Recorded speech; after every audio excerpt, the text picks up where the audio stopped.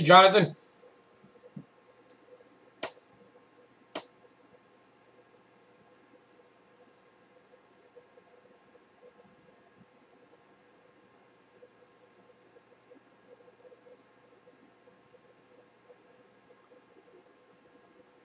Hello, hello, hello.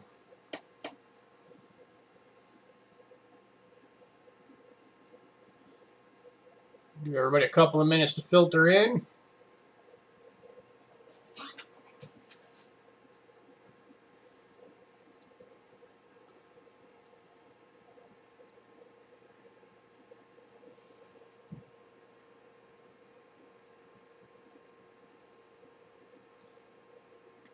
Hey, everyone.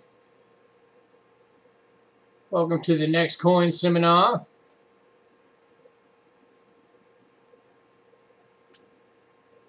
Everybody having a good time?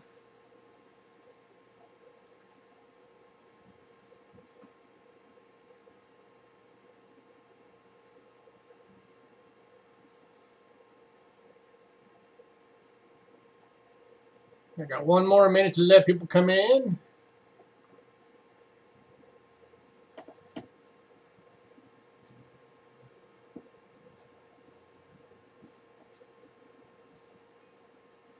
All right, welcome everybody. And thank you everybody for tuning in to the fall YouTube coin seminar. And thank you to Riser's Treasure Emporium for opening up again this time around with that awesome Pirate's Tale. And today I'm going to be talking for my show tonight about basically just coin collecting tips. Some of these tips are going to be for beginners, because that's part of our duty here is to try and bring new people into the hobby and help them out and teach them how to do it. And then some of these tips are going to be, even for people that have been collecting for a while, things you may not have thought of. So hopefully I give you guys some good info for tonight. And then, of course, we're going to be doing our clue for the night and our giveaway. And you might notice the coin sitting on the screen there. That's the 1893 Columbian Expedition $50. 90% silver. That is the first $50 that was, well, the first commemorative $50 that was ever minted in the United States. And we are giving away this one tonight to one of you. So I'm going to leave that up there for right now. I do have other stuff I'll be showing here in a bit. So let's get into this. All right. So, coin collecting. First thing I want to cover is, why do we collect? Well, there's mainly two reasons why anybody collects coins. The first reason, obviously, is because we love coins. We love the way they look. We love the history behind it.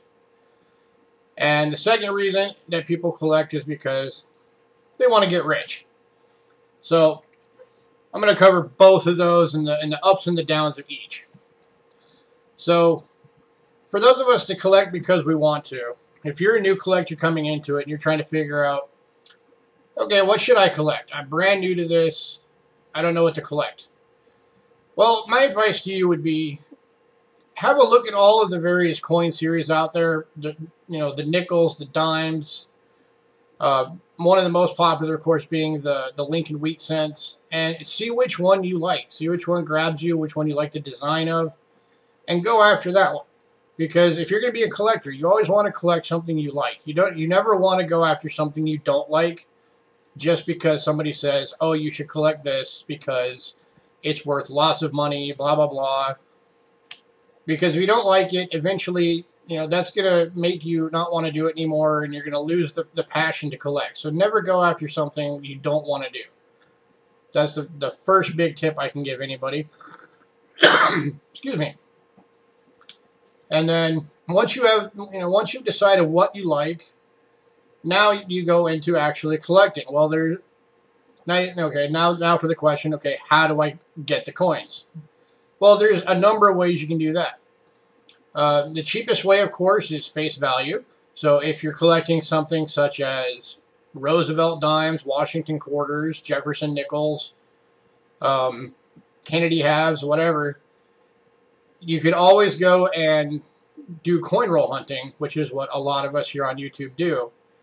And you just want to, do some research to find out, like what the rare key dates are, the dates that had low mintages, dates that might have had errors on them, learn how to find the errors, and then you can go through coin rolls, or you can go through your pocket change, and you can get your coins at face value. The other way, of course, is, or another way is, obviously you can go to coin shops, but you want to do research on coin shops too. Because you want to go to a coin shop where the owner of the coin shop is ANA certified. That's the American Numismatic Association. Being ANA certified means that that dealer knows what they're doing. And they're certifying that they are an expert in coins. They're going to give you a fair price. They're not going to try and screw you over by charging ridiculous amounts for something that's not worth it. So you want to make sure that the person who's running that shop is ANA certified. For example, here in town where we live, Rick Snow, the guy that's the expert on, like the world expert on the Indian scent, runs Eagle Eye Rare Coins here in town. That's the shop we frequent the most. And this guy is ANA certified. He's published. He's a member of Konica and the Professional Numismatic Guild. You name it, he's a part of it. So you always want to make sure that the person you're doing business with is, a legitimate dealer that's not gonna try and gouge you. Another thing you want to watch out for is you can get coins on eBay, but you need to be careful. If you buy coins on eBay, you want to make sure you check their rating. You want to make sure to check, feedback on them. You want to do your research on any seller on eBay before you buy a single thing from them, because you want to be sure that you do not get screwed over by somebody on eBay. And it happens all the time. And especially with like gold and silver, if you're buying bullion, gold and silver, stay away from eBay. Do not buy gold and silver bullion on eBay. Most of it's fake. So, the other thing, just do your research, be careful, protect yourself, and this will help you to have a good experience as you're, especially beginning about, getting into collecting.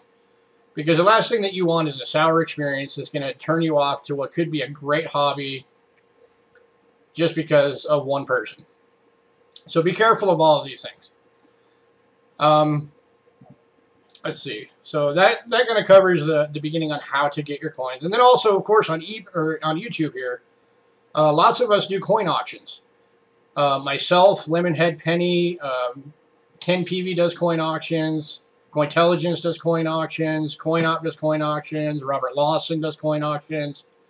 If I missed anybody, guys, throw it in chat. SJ's Misadventures sometimes does coin auctions. So there's a lot of people within this community that do coin auctions, and you can always go and ask them, hey, are these guys legit? And they'll tell you the truth. They'll be like, yeah, I've ordered from them before, they're great, or no, stay away from those people. They'll let you know what's going on. So that's another way you can get coins, is by coming to our auctions through all of the members of this community, and they'll hook you up with some good stuff. And we all try and make sure that we do fair prices, fast shipping, and give you guys what you're looking for. All right, so the next part of coin collecting, people who want to do it for money. So I'm sure you guys have seen the videos, or if you haven't, after tonight, you're probably going to go look up coin videos where they say, you can find this coin in your pocket and it's worth $16,000. Okay, yeah, there is a chance that you could find that coin in your pocket while in the desert being attacked by a shark, being hit by lightning.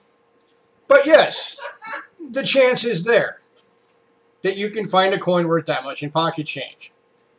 It doesn't mean it's going to happen in the first day, the first year, the first 10 years. You may go your whole collecting career without ever finding a coin like that in your pocket change. Does that mean they're not out there? No, it does not mean they're not out there. They are out there.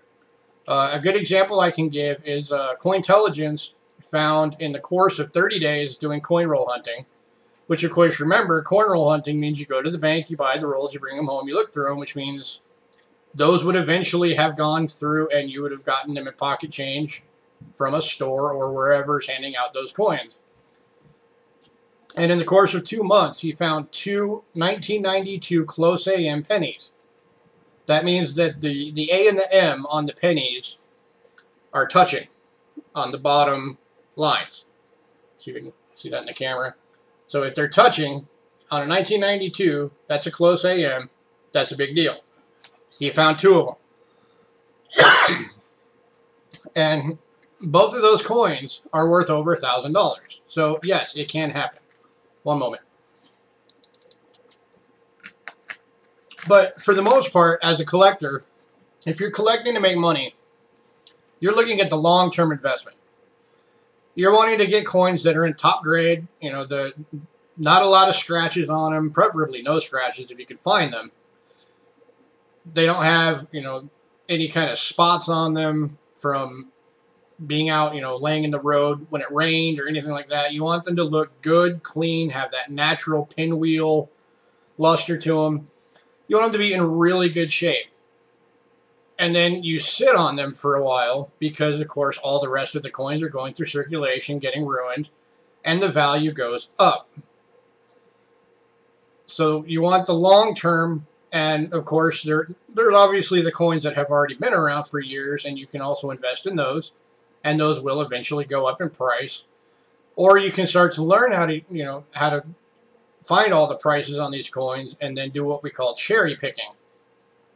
Cherry picking means that you go into an auction, a coin shop, you know, wherever, somewhere that's selling coins, and you know the value of coins, and say you know a coin that, you know, is worth 300 bucks, and you see it for sale for 20. Well, of course, you're going to be like, holy crap, you're going to pick that coin up, keep a straight face, pay it, and get out of there before anybody realizes what just happened. That's a cherry pick. So that's another way that you're going to get money, you know, coins that you're going to eventually make money on. But you're not going to get rich overnight. Unless you get stupidly lucky, there's no way you're going to get rich on a coin overnight. It's just not going to happen. So, but that doesn't mean you can't make money off of coins. You can, even beginning, if you do a lot of study and you figure out what to look for, you can most certainly supplement your income off of coins. One easy way, for example, is, again, doing coin roll hunting. You can look for silver coins.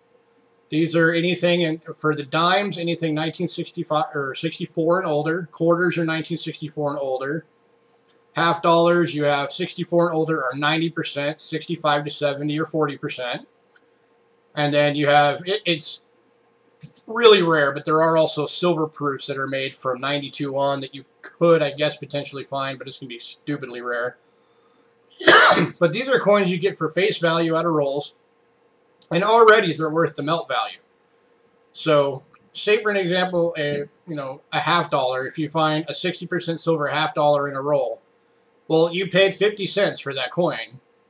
You can walk straight to a coin shop right now, and you can sell it to any coin shop in town for, depending on what melts at the moment, for probably, you know, $4. They'll just buy it flat out, $3-4. So there you go. You just made a profit.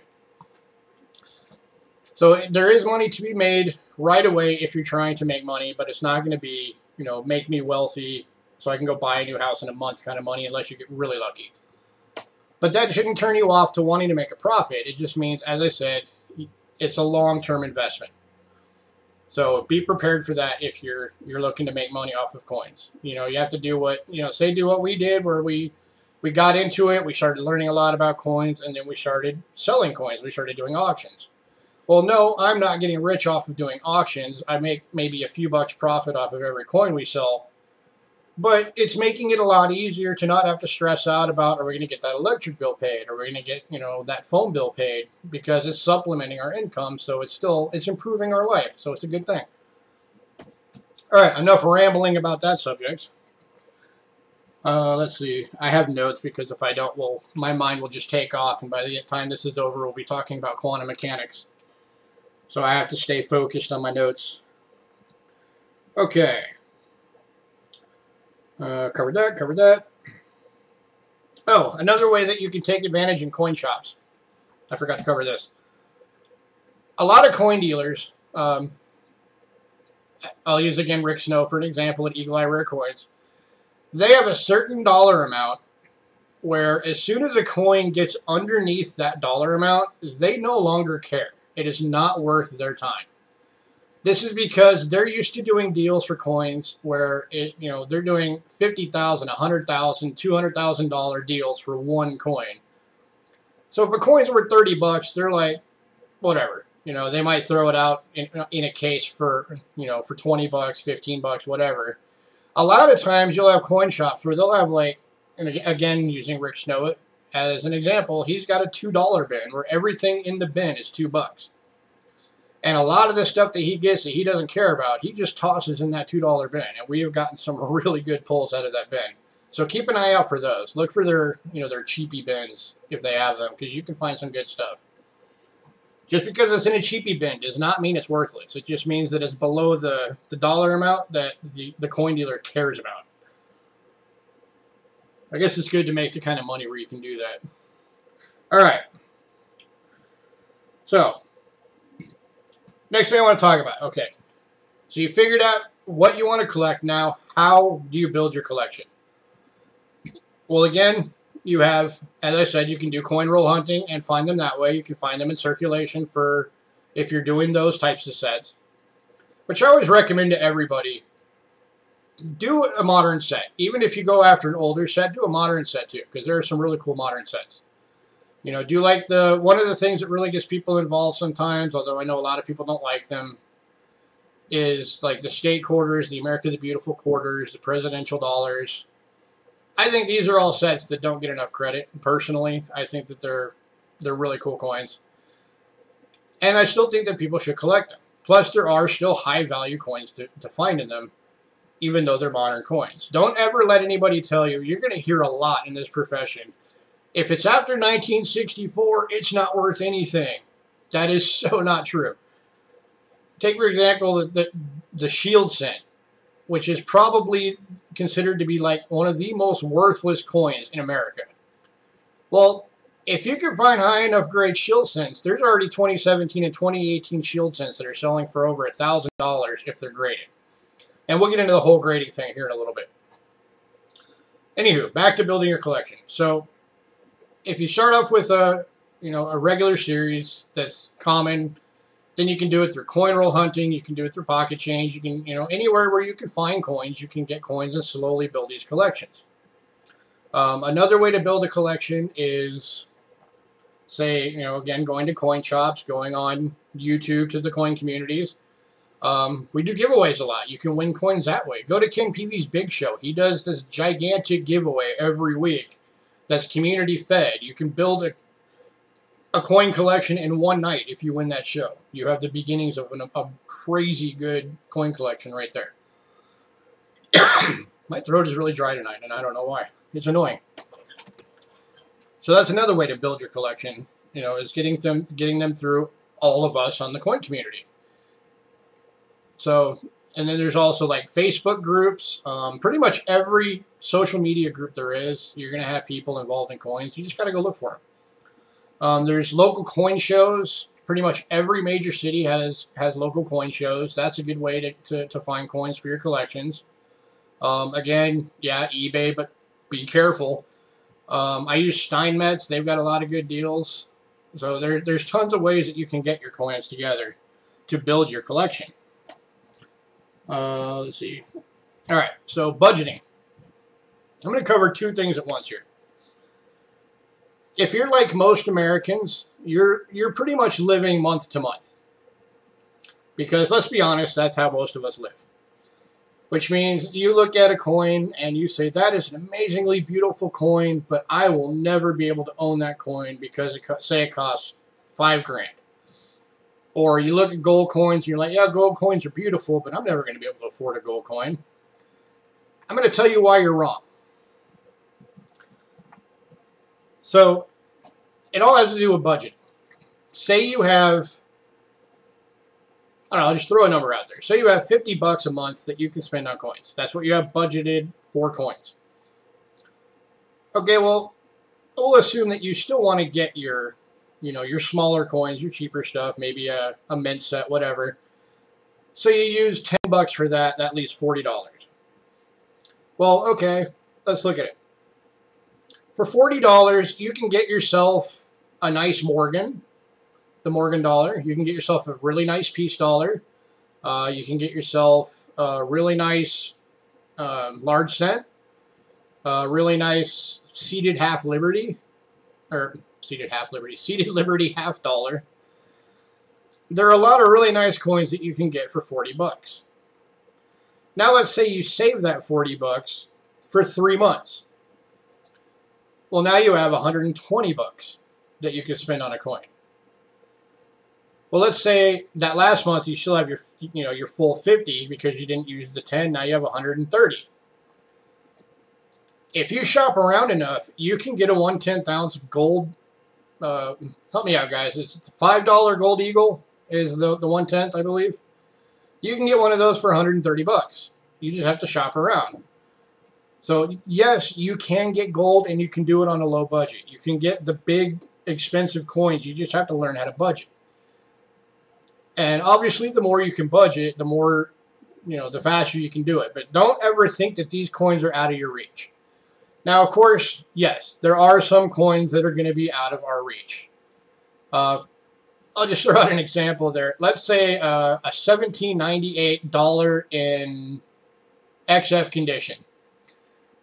Unless you're rich, you're never going to own that dollar. Because those dollars, there's only a handful of them available, and you're talking in the millions for those dollars. So yeah, unless you're rich, you're never going to own one of those. But those are very few coins that are going to be that far out of your range. And just because a coin is really expensive at high end doesn't mean you have to buy the highest end. You don't have to buy, you know, I'm going to go into grading lingo here. You don't have to buy an MS68 on every single coin to have a nice collection. Now, I do recommend when you're building your collection, always go for the highest grade you can afford. And the reason for that is because you don't want to buy a coin that's, say, you know, maybe a good condition, and then, you know, think to yourself, well, I'll just replace it with a better one later. That's bad budgeting. You want to get, if it's the collection you really care about, you want to get the highest grade of coin you can for the money you have available. That way you're not having to go spend extra money later in order to get the nicer version of the coin. Well, okay, you got the nicer version of the coin, but now you have the junkier version just sitting there. That's wasted money. Yeah, there's a chance you might be able to sell it and get the money back, but why take the chance? Just get the better coin to begin with. You know, if you're a few bucks short, wait until you can get that few bucks. Go back to the shop and get the coin. That's just the best way to do it. So I think that covers budgeting for the most part. Just be smart with your budget, and you can get any coin you want. It may not be the highest grade. You may not end up being a registry collector. Again, I'll cover that when we get into grading. But you can get any coin just about that you want. All right, another thing. When you're looking into collecting, don't just stick with American coins. Definitely get started with American coins, but I always encourage everyone to look at other countries' coins. There's a whole world of coins out there. If you truly love coins, it's kind of ridiculous to, you know, keep yourself at one tiny little pool of coins.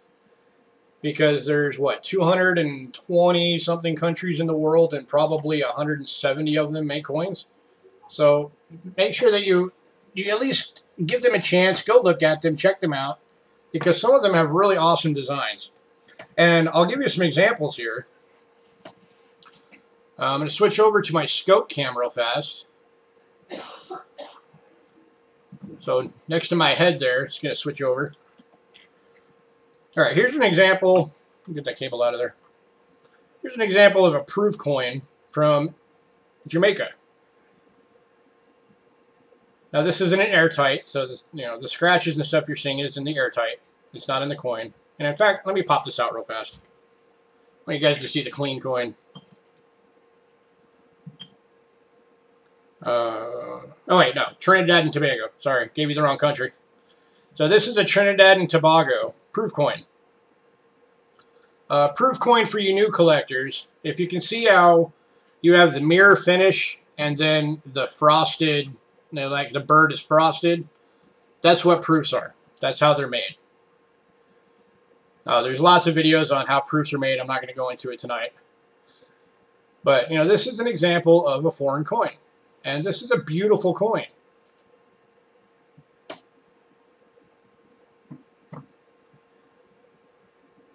This is from 1973. It's got some awesome birds on it. It's got their awesome shield on it with the birds and the boats. It's got their seal on it. And Trinidad and Tobago. So there's an example of a foreign coin. It's a beautiful coin. Another example. Here's an example of a Mexico coin. This is the standard for Mexico that you'll see on almost all of their coins. But come on, look how cool that is. That is an awesome design. This coin is beautiful. And by the way, this coin is from 2015. And you could easily get it for $1. And it's a $10 coin. Well, a 10 peso coin. So, foreign countries have beautiful designs. And I've gotten so much into foreign coins that I'm starting to feel like a lot of the designs that we have are really boring. No, that's not the silver core one, Ant. That's the regular circulation one. This, however, is a silver coin. This is a 100 yen from Japan. And this one is silver. This coin is 60% silver. It's got the cool rice plant on it. That's the rice pods.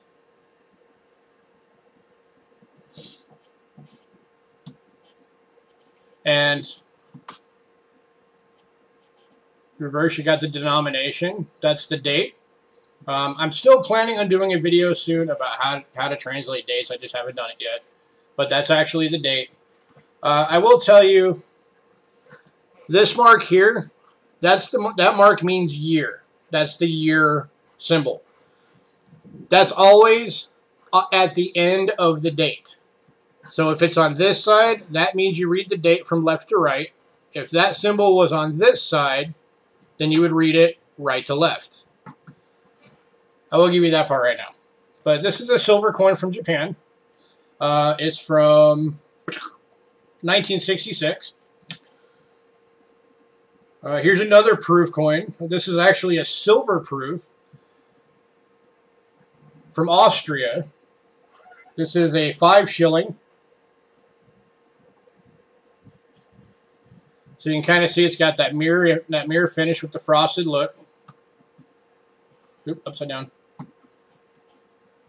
And then the shield on the back. So that's a silver proof. And you've got ancient coins. This is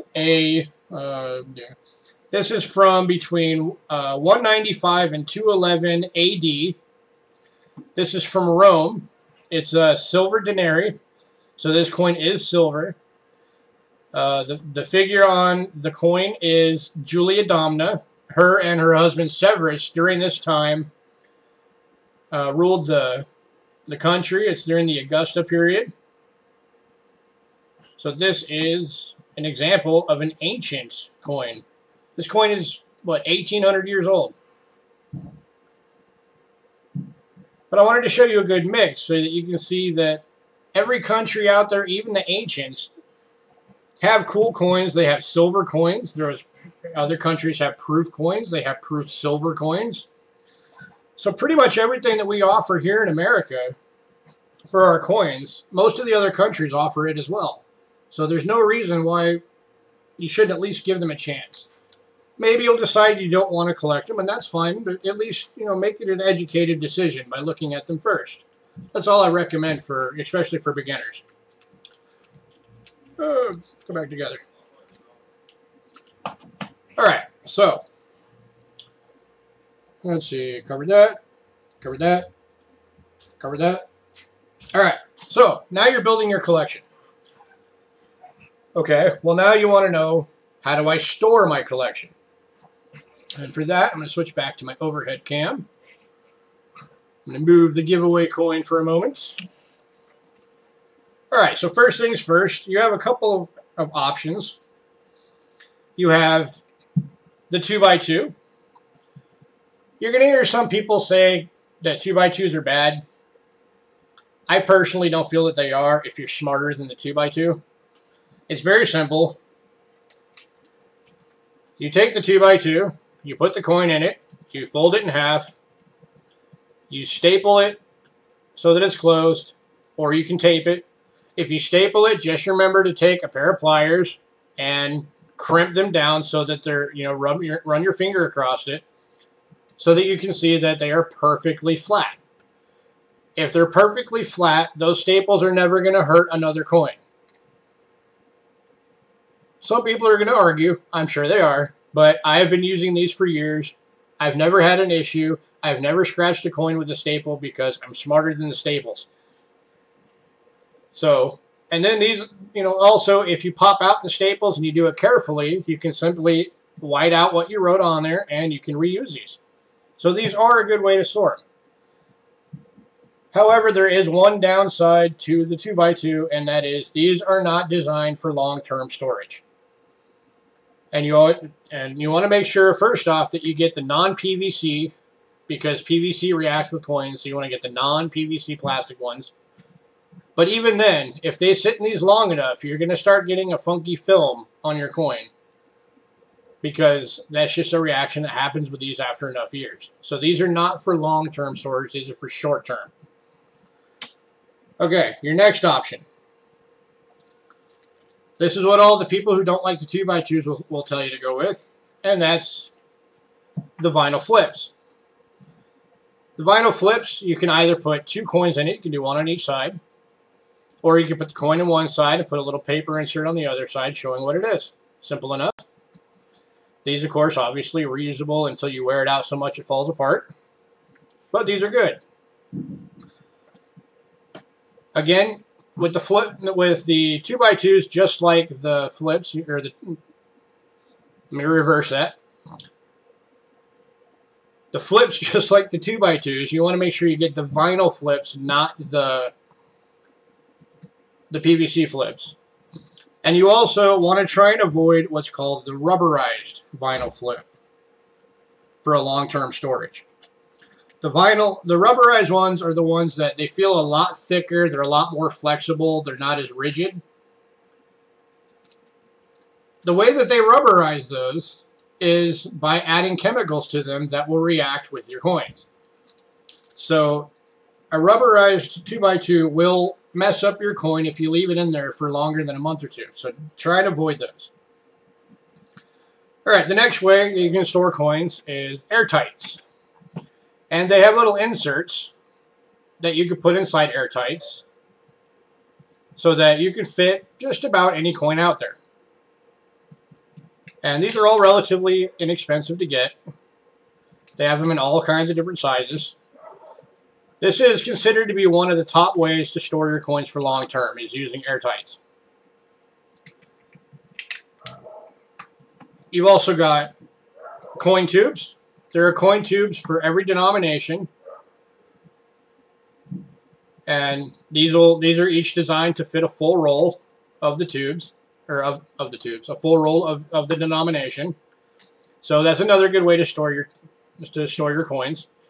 Especially if you get into the collecting so much that you kind of become a hoarder, where every one that looks good you keep, you're definitely going to want these. Because then you can fill up, say that with the penny tube, you can fill it all up with 1 year of 1 mint. That's what we do. So these are a very handy tool to have. Now, if you use either the 2x2s or the flips, then you have pages that you can store them in. And these go into notebooks. You can put them into 3-ring binders. So that's how you store them in your binders. That way you have them that you can display and you can actually look through them. There's also coin boxes. This is a coin box designed to hold 2x2s. And these are relatively inexpensive. You can usually get these for like $2-3, or you can just use an old Velveeta box because it's about the same size. You can save money anyway. And then that brings us to our final method of storing coins, and that's the slab. Oop, upside down. Here's an example of a slabbed coin. This is a coin that's been graded by PCGS. I have this one because it's my birth year, and because Kennedys are my favorite coins. So I love this coin. So this is a Proof 69 DCAM. That means deep cameo. And what that means on a slab is that on a proof coin, that means that you are getting, I don't know if I got the lighting for it or not, but it basically means if you get the right lighting, it's going to look like white on black. It's going to look like a black pool of just nothingness, and then you have those bright, vivid, white, frosted devices. That's what deep cameo means. And for a deep cameo, always remember, if you're looking for a deep cameo, it has to be the same way on both sides. If it's deep cameo on one side but not the other, you are not going to get a deep cameo designation on it. And then, of course, for the grading company, for at least for NGC and PCGS, I don't know about the other companies, but you have this code. And this code gives you the ability to go and onto their website or into their smartphone app. You can look up this code and it will tell you, or it will bring up this exact coin. So that you can, it's just one way of being able to tell that it is legit. Now, keep in mind, there are ones out there where people have popped these open, swapped out the coin with a crappy coin, and then reclosed it. But typically, you can tell if you're scrutinizing it enough, you can tell if it's been swapped because it's going to look different than the one in the picture on PCGS. Or on NGC. Even if you find one scratch out of place, then there's a chance that that coin got swapped out. So that's a slabbed coin. Now that takes me into my next subject I want to talk to you guys about, and this is a question I still hear from a lot of people that have been collecting for a while. How do I know when I should send in a coin to get it graded? Well, I'm going to give you a simple answer to that. And then I'm going to give you a bit of a more complicated answer to that. The simple answer is, and this is what most people will tell you, if the coin isn't worth at least $300, if it's graded, don't bother sending it in to get it graded. It's a waste of money. That's the simple answer. The more complicated answer is, if it's a coin that you absolutely love, that you want it to be protected on this level, and it's worth it to you to pay the $18 plus shipping and insurance to get it graded, send it in and get it graded. That's your choice. If you want your entire collection to be in these because you love the coin so much and you're just doing it for yourself and you can afford to do it, have at it. But if you're doing it because you think, oh, well, if I grade it, it's going to get sold, yeah, possibly. But if the coin is worth $10, and you send it in to get it graded, it's worth $18, or you pay $18 to get it graded, you're losing money. So you want to make sure that the coin is worth enough to bother getting it graded to begin with. So another thing I want to talk about with grading is the companies. There's two primary companies that do grading. That's PCGS, which is the one you see here. That's and then there's NGC, which is the other big company. And you're also going to encounter other companies like Annex and IGC, and I think there's like one or two other ones that are out there. Annex is a weird situation. There are some people who trust Annex and other people who don't. For example, again, using Rick Snow as an example, Rick Snow hates Annex. He would never use Annex. He thinks they're a joke. Same with ICG. His nickname for ICG is I Can't Grade. So he refuses to use anything but PCGS and NGC. Now, I've also heard other people, say that Annex, although not as trusted today as they used to be back in the day, because they were the first company ever out there to grade coins. But then the company was bought out by somebody else, and the quality really went down, and they suffered for that. But I've heard a lot of people say that the grades in a lot of the Annex slabs are really close to what the actual grade is. So if you just want it to be more trustworthy, if it's a valuable coin, you can buy it in an annex slab, remove it from the slab, and send it in to, say, PCGS or NGC and get it graded through them. And it'll, in some cases, you might even get a higher grade. So annex is just kind of one of those up in the air ones where it's kind of half and half through the community. So, use your own judgment on it. ICG, I got to be honest, I've never heard anybody say anything good about ICG. So I would recommend probably just don't use them. Let's see. These slabs do have a lot of counterfeiting protection measures built into them. There's like, I think, 200 different things built into the plastic, including the chemical makeup of the plastic. So the top companies do go through a lot of measures to keep these things counterfeit proof as well as they can.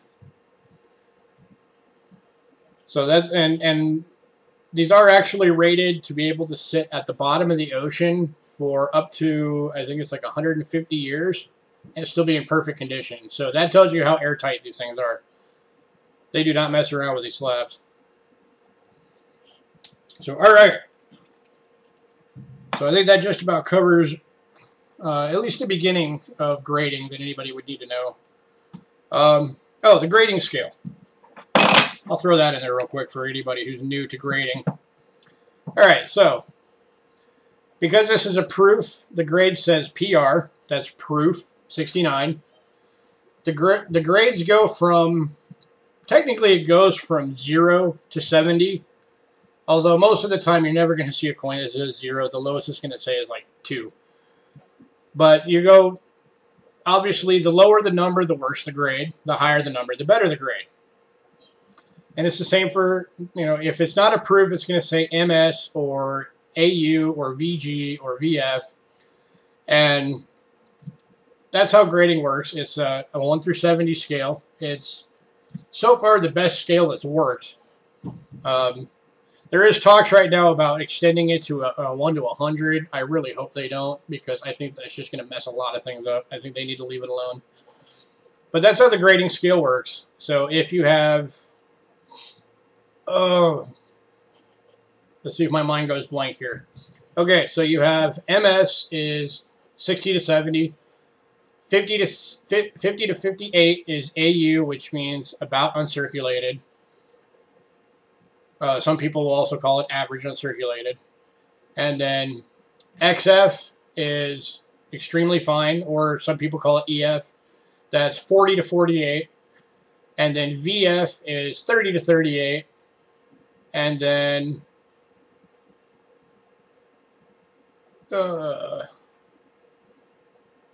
is VF start? VF might actually start at like 25. Because fine starts at 12, and I think fine actually goes from like 12 to 22 or something like that. Think you can. Very fine is 20 to 33. There we go. All right, and then fine is 12 to 18. And then very good is either 4 or 6 to 12 or to 10. And then about good is, I think, 4 is the only about good grade. And then poor is, of course, 1 and 2. I might have butchered that a little bit, but that gives you kind of the basic idea. I forgot to make a note of all the where each one starts and stops. But it gives you a basic idea, of course, and like I said, the lower the number, the worse the condition of the coin, the higher the number, the better condition. If your coin has a big gash in it, say like this coin had a big gash right there from something striking it really hard, then if you send it in to get it graded, or you might see them in grading slabs, it's going to say, it might say proof 69 details. That means that the rest of the coin would have been proof 69, but because of that gash, they weren't able to give it the full designation, which basically means that it wasn't gradable because of the damage to the coin. So if you ever see a coin that has something like that, that means that there was a damage on the coin extensive enough that they opted to not give it a grade designation, and that's where you get the details. And then a lot of times with older coins, it'll say details, and then it'll also say authentic, just to, you know, to at least let you know that yes, it's real. It's not a counterfeit coin. So, all right, I think that about covers everything that I want to cover for right now. There's a lot of more that goes into grading, but I mean, it would take a lot more time than what I have tonight to go over it all. So let's not do that. Yeah, exactly, Lemon. Good point. There's no guarantee with the details grade. That means that the company will not back it. So you can, if it's actually got the grade on it, if it says like that one, you know, where it says Proof 69 Deep Cameo, that means PCGS will back this coin. So if it's got if all it has is an authentic with details, that means it is not backed by the company. Excuse me. All right. That's about all I have, I think. Oh, nope, I have one more thing. I forgot to cover this in storage. Another way that you can store your coins, I forgot to mention this, this is for the new people, is in coin albums, like this one. This is a Whitman album. This is for Lincoln Wheat Cents up through the beginning of the Memorial Series. And the Whitman albums have, on each slot, it has the number of them minted for the year. And then, of course, you put your cent in there. So this is another version of, you know, another way on how you can store your coins. So these albums are out there for pretty much every denomination. Even the world coins all have their own albums that you can get. If you find one that doesn't have one in America, you can find it online. I'm sure most of those countries create albums for their own coins. You just have to look it up. And then another thing I forgot to mention on ways to build your collection, I forgot to throw this in, is mint sets. This is a mint set. I'm showing this one to you. This is a Canadian mint set. I'm showing this one to you because I want you guys to see that America is not the only country that offers mint sets. Pretty much almost every country out there that makes coins offers mint sets. And this is always a good way to just, you know, get the year of coins and be done with it. And here in America, if you go to the US Mint website, they even have memberships that you can enroll in where they will actually send you every single year. They'll automatically charge your account and they'll send you the latest mint set every single year. It just shows up in the mail and you get charged. So that's one way to collect. You can just go and get all the mint sets until you got them all. Now you're going to have regular mint sets. This is the clad mint set. And then you're also going to have proof mint sets, and there's going to be silver mint sets, and then some years there's special release mint sets. So there's a lot to get if you want everything. And then here's an example of a proof mint set. This is from 1978. This is when we had the Ike dollars. And as you can see, each one has the frosted look on it with the nice shiny background, which means these are all deep cameo coins. And a lot of times they come like this where you're able to, you know, stand them up for display purposes. It's got the United States Mint seal on it. And then there's your obverses. So that's another way you can build up your collection is through mint sets. Just wanted to throw that out there because I forgot to mention it while I was talking about how to build your collections. And these are relatively inexpensive. Even this one from back in the, back in the 70s, you can still get mint sets for anywhere from like, 10 to 18 bucks depending on which one it is. It's not until you get to the lower 60s that they really start to get expensive going back that direction. So, all right. I think that covers everything I wanted to cover. Got 12 minutes left in my hour. So, 2 questions for everybody. The first question is, who wants a clue? Would anybody like a clue?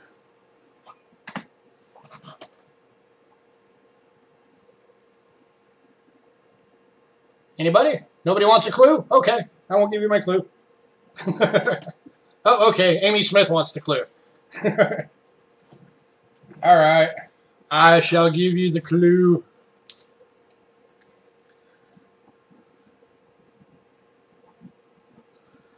Are y'all ready? Everybody ready? Everybody ready? There is your clue. Hey, stop buffering.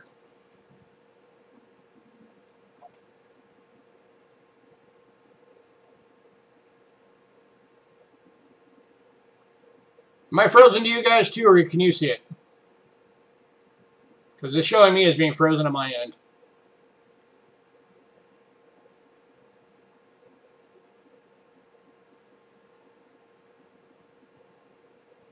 Alright, give me 1 second. I'm refreshing real fast.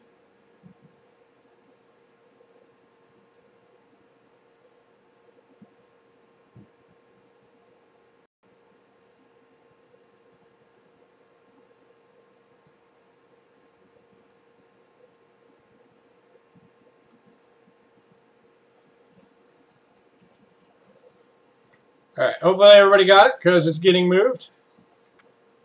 Time for the giveaway. Alright, giveaway is going to be a trivia. It's going to be a very obscure trivia, which means a lot of you are probably going to have to use Google. The first person to type the right answer that I see on my screen, I'm in Top Chat. So if you guys want to see it the same way I'm seeing it, switch to Top Chat. The first person to answer it correctly wins this coin. And the trivia question for this coin is, what country, as far as we know, was the first country to ever mint a coin? What was the first country, as far as we know, to mint a coin?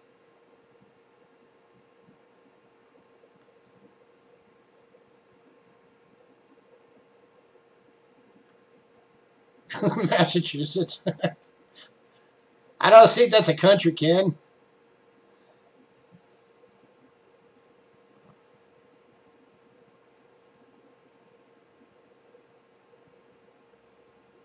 Oh yeah, Native Chick, everybody's here. Alright, stop. We got a winner. We have a winner.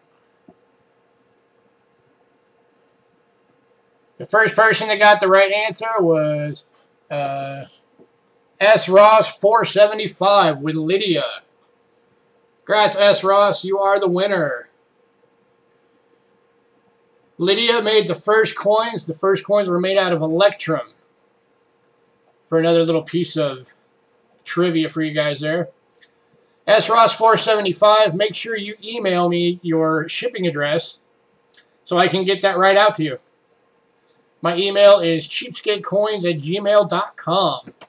And you, sir, have a 1893 Colombian $50 coming your way. Alright, so that does it for tonight. Next show is going to be Ken PV tomorrow at 1. Well, it's at 3 Eastern, 1 o'clock my time, and 12 Pacific. Because I'm in Arizona and we don't do daylight savings time, so I keep having to remember what time is everything now. So yeah, 3 o'clock is Eastern, 1 o'clock Pacific, 2 o'clock Arizona, if you live in Arizona. And Ken Peavy's going to be coming on. He's going to be talking about dye varieties. He's going to be talking about this mystery box he keeps dreaming about.